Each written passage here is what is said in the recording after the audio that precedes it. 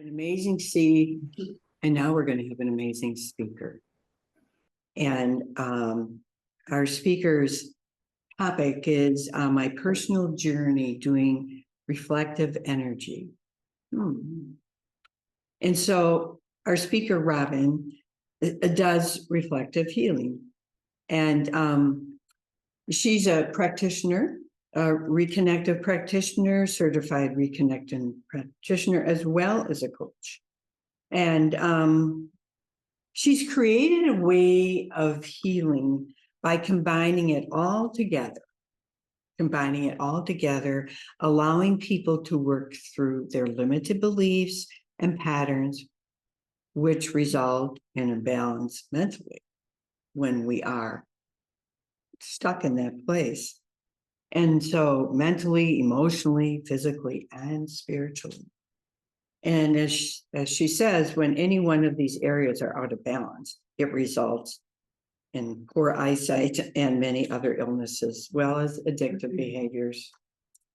And she says her intention behind every aspect of her life is to empower people to become the master of their reality.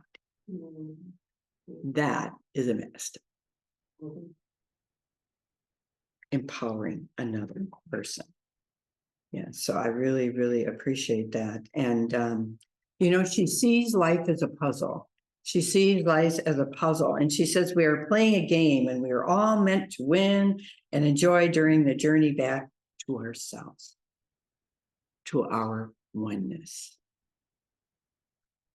And she says the roadmap is through synchronicities. So let's give a very warm circle welcome to Robin Sanet.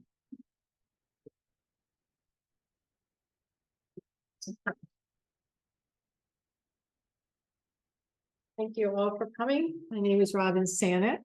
And first I need to share a little bit of my own learning process because I go to an event and it normally starts at 7 and I leave there like 3 o'clock in the morning.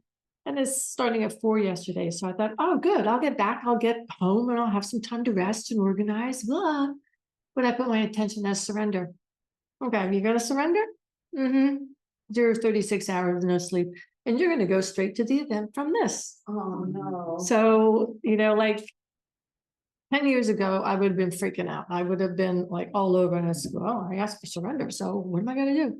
I'm gonna show up. Anyway, so surrender for me is integrity and surrender. They are the driving forces to what has gotten me to where I am and where I continue to go, because my journey doesn't end every day. It just begins every day. I'm always learning, and I'm always learning from everybody I meet. So what I'd like to do is share a little bit about my past and how I've created the modality of reflective healing, because I did it with myself.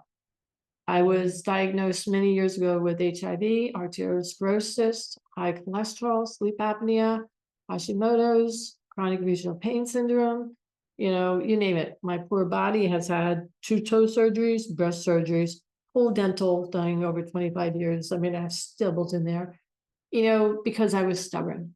Although every single thing that I've gone through has allowed me to not only heal myself, but to see every single person as myself, because there is no separation between us. You are me and I am you. And if I'm finding something about you that's annoying me, I better turn around and look at myself. It's like my biggest struggle was being responsible and going inside and taking responsibility for my actions and knowing that I am creating this reality. And for myself, I know why I brought the illnesses in and why I had to experience them as I did to learn what I didn't know.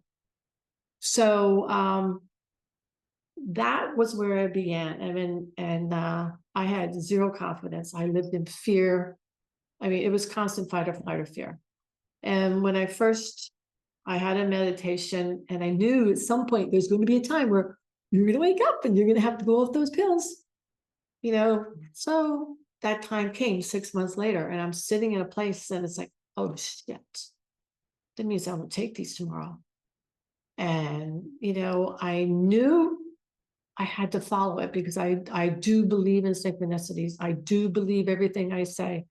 And I did it. And then of course the vacillating back and forth. And it's like, did I make the right decision? So I just said, yeah, that's it. You know, and then your body wants to like tease you and start giving you things thinking it's going back. And then immediately I have to look at what is my behavior? Because if I don't change my behaviors and my beliefs, that illness is going to come back because everything's vibration. And on the lower levels, that's where the illness is. And you raise it, there's no place for that to live unless you go back down there and come back in. So through doing what I now do with my clients, and I had done it on myself, and it's very effective because I had to be the reflection of everybody. And I had to go inside and look at every action I do, every thought I do, every intention, because every single thing we do, we are creating it. There are no excuses. There is nobody to blame. I was like, yeah, but no, you did it. No, I did this. Everything in my reality, I created. How much energy do I want to put into something that I don't want? When it's so much easier going with surrender. Here I am. I'm like, thank you. I asked for surrender, so you gave me instant, you know, but I don't like the word but. Not perfect. I'm in training every single day. So lost my thought.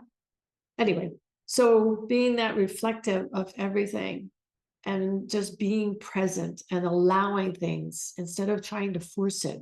Because I noticed the less I focus on it, the more it just comes. It's like it is one big synchronicity. You just have to be aware.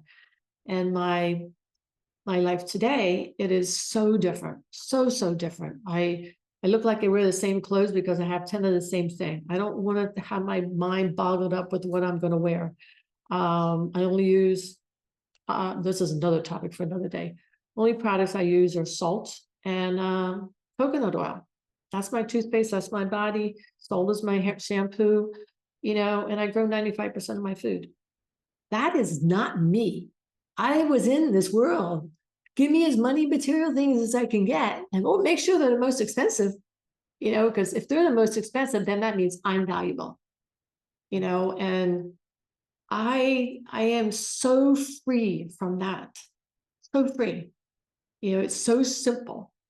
And I don't care what people think. You know, it's not about what people think. It's about what do you think about yourself? The love has to come from within. You know, my physical body over the years showed how much I hated myself. There was nothing that I liked. Here I am being a model, getting paid. Everybody's thinking this is this person on the outside. And I was dead on the inside, dead. And then one day when I had chronic regional pain syndrome, suddenly it's like, I made this. Oh, look at your life, you know? And because I was forced 6 months, I really couldn't move because as soon as I put my foot on a toe, I'd be crying, going to the bathroom, crawling on my knees. And then I'm hearing it's never going to go away. And it's like, that's not my reality, you know, but I had nothing to do but journal. And that opened the door to like, oh my God, there's so much more. It's like, I'm making this happen, you know? So the healing that I do today, I'm a catalyst. I'm not the healer. You're the healer. I'm just a facilitator to open the door. And if you have a glimpse, that's going to open wide because we're all meant to be the most empowered people in helping each other and working together. It's a community. It's not separation. And so over the years, I started with that doing massage and my hands would be on people's heads and things would happen. And you know, it's like, okay. Well, after a while, I couldn't do massage because people's heads would start moving. And I had to tell them. And when, you know, people didn't want me saying, it's like, I can't let their heads move. And then they go home and they think something's wrong and go to the doctor. You know, well, then I guess I'm not working because you have to tell them. Like, you don't tell them that because they won't come back. I can't do that. You know, so, and then eventually I somebody said, look, sounds like you're doing reconnected healing. All right, well, I cut my finger, couldn't do anything, couldn't work. So I had nothing to do but go online. It's like, well, this sounds like me. I think I'll go. So I got on a plane, went to the training, and within a couple months, I had the reconnection thing or certification. And then after a while, my sessions evolved to having my hands on people. Well, yeah, my hands always went on people. The reconnective, I could never do it off the body. It's like my hands have to be on the body. Excuse me, for 99% of the time. And excuse me. So I started putting my hands on people, and the memories and the thoughts and the visions would come, and the healing would start happening as they started getting through the beliefs and the patterns.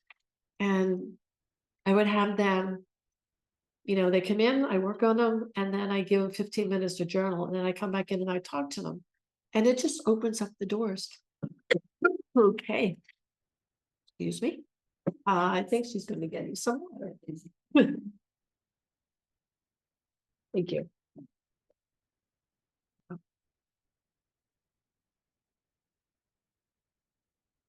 This is another surrender. Okay. I'm sick. Excuse me. Anyway, well, this is where surrender comes in. Accept this. Keep moving. It's a distraction.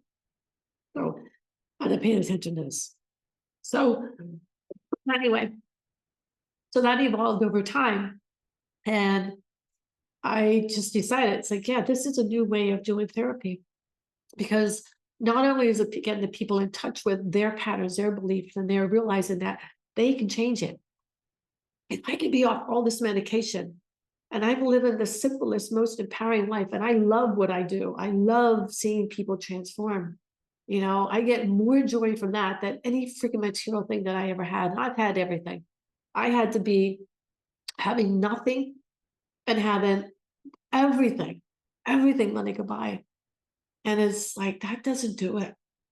That doesn't do it. You open your heart and you just become love.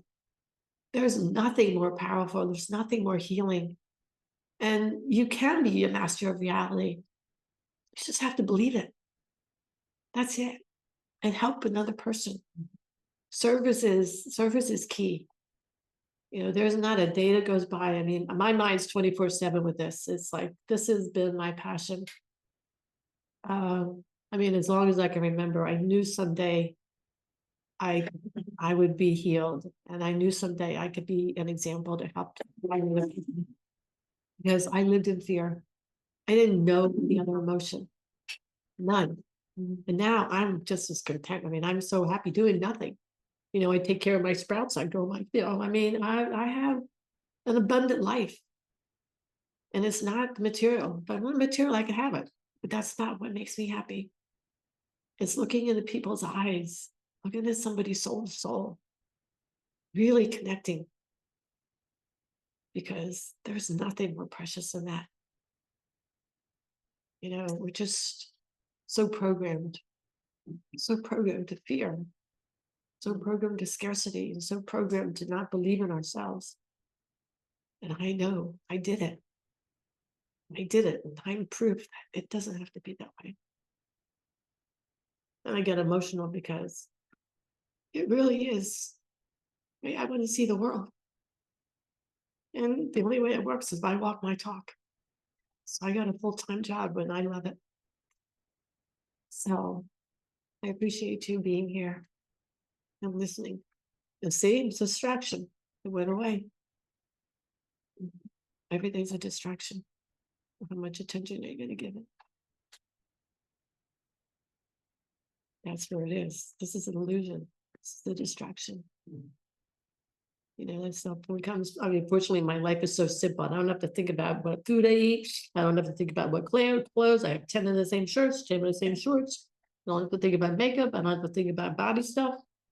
I just stock up on coconut oil, salt.